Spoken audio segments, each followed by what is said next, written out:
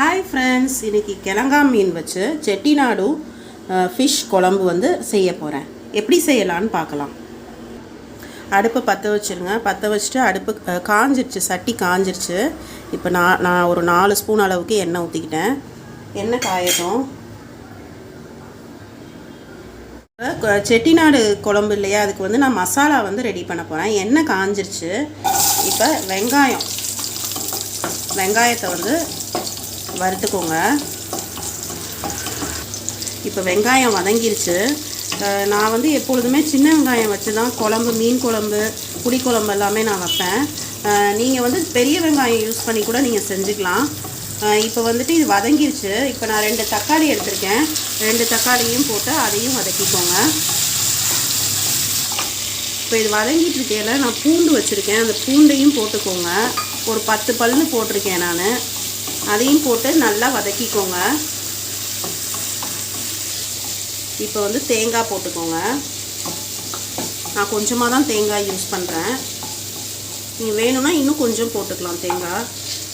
கட்டுங்க. மிளகு வந்துட்டு 1 ஸ்பூன் போட்டுட்டேன். ஜீரகம் வந்து 1 ஸ்பூன் போட்டுக்கோங்க.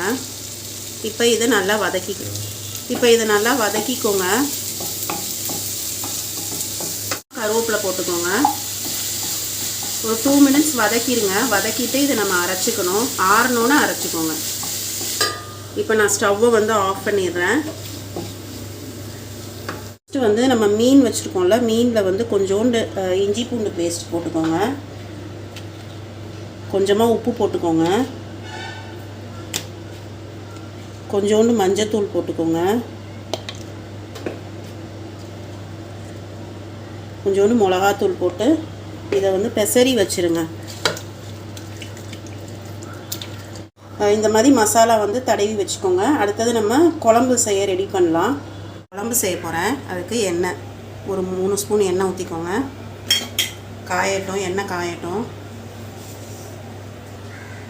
எண்ணெய் காஞ்சிருச்சு. இப்போ நான் கடுகு போட்டுக்கிறேன். கடுகு வெடித்தோன்னே வெந்தயம் போட்டுக்கலாம். கடுகு வெடிச்சிருச்சு. இப்போ வெந்தயம் கொஞ்சம் போட்டுக்கோங்க.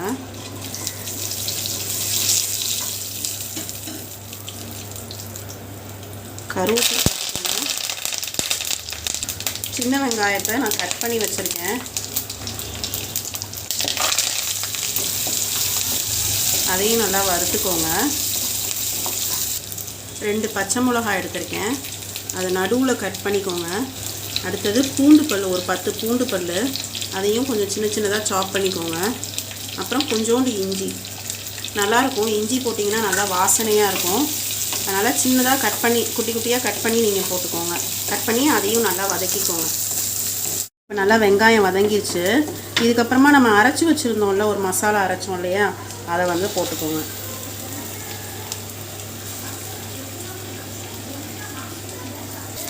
ஒரு 2 மினிட்ஸ் வந்து வதக்கிக்கோங்க. மசாலா வாடையெல்லாம் போகணும் இல்லையா, அது வரைக்கும் வதக்கிக்கோங்க.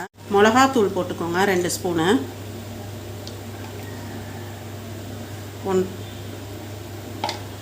மஞ்சத்தூள் போட்டுக்கோங்க.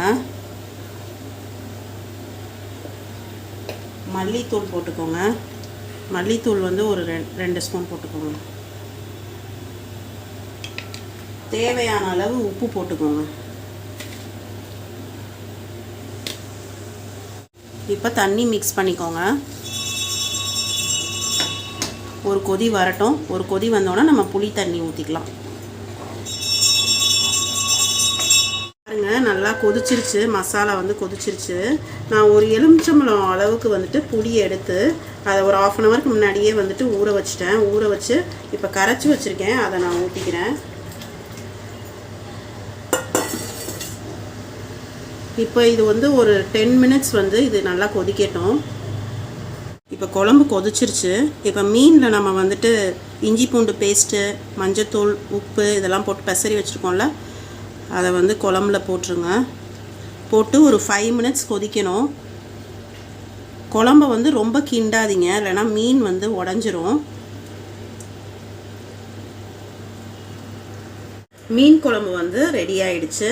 நல்லா வாசனையாக இருக்குங்க. மீனை நீங்கள் ஃபிஷ் குழம்பு வந்து ரெடி ஆகிடுச்சு. இப்போ நம்ம சாதத்தோடு சர்வ் பண்ணுவோம்.